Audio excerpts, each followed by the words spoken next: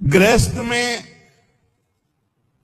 अपने कुटुंब में जो सबसे बूढ़ा हो उसको सबसे पहले भोजन देना चाहिए, धर्म का आदेश है।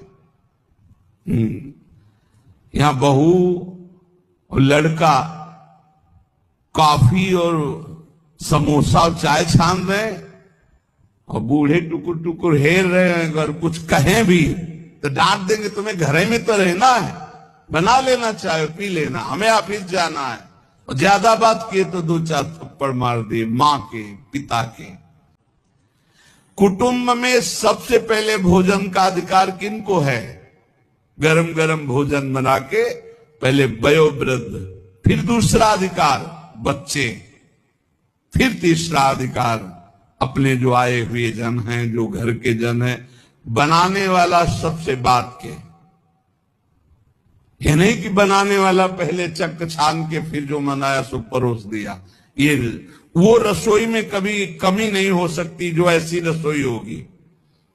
एक अन्नपूर्णा जी का कृपा प्रसाद होता है उस रसोई में। रसोई में कभी भोजन पाया ना जाए, रसोई कभी जूठी न हो, बाहरी कोई रसोई देख ना पावे, रसोई पर्दे में रहे और पवाते रहो। आप देखो अन्नपूर्णा कैसे आप पर कृपा करती है।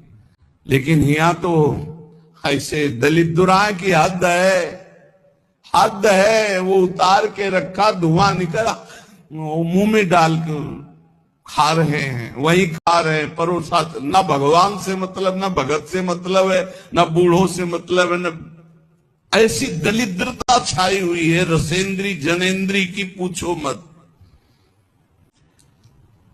ध्यान से सुने, इसीलिए महापुरुषों के वचन सुना रहे। आज से जो सुन रहे हैं, भोजन में सबसे पहला अधिकार रसोई में वयोवृद्ध का है। हम कह रहे ठाकुर जी को भोग लगा दिखा के उनको पवाओ, पहले बच्चों को पवाओ, जो और अपने जन उनको। रसोई करता वो सबसे बात के, जो घर का स्वामी बनने का अधिकार रखते हैं उनको सबसे बात के पाना चाहिए, पहले सबको पवा देना। मुखिया मुख सो चाहिए, खान पान सो एक भी ऐसा कोई भोजन का पदार्थ ना हो जो किसी को न दिया गया हो। छुपाव नहीं होना चाहिए। रसोई में जो बने सबको, पंगत में जो परोसा जाए सबको, नहीं परोसा ही ना जाए। ध्यान रखना, नहीं इससे अपराध लगता है। 20 को कुछ और, 30 को कुछ और, 50 को कुछ और, ऐसा नहीं। एक मुखिया मुख सो चाहिए, खान पान सो एक। घर में जो चीज बनाओ वो सबको बराबर दो। ऐसा नहीं होना चाहिए कि आप अपने लिए कुछ अलग, उनके लिए कुछ अलग। जब अपनी मोह वृत्ति होती है, सत्संग का ज्ञान नहीं होता तो अलग अलग होता है, बहुत विचित्र होता है, बड़ा अपराध बनता है। दूसरा,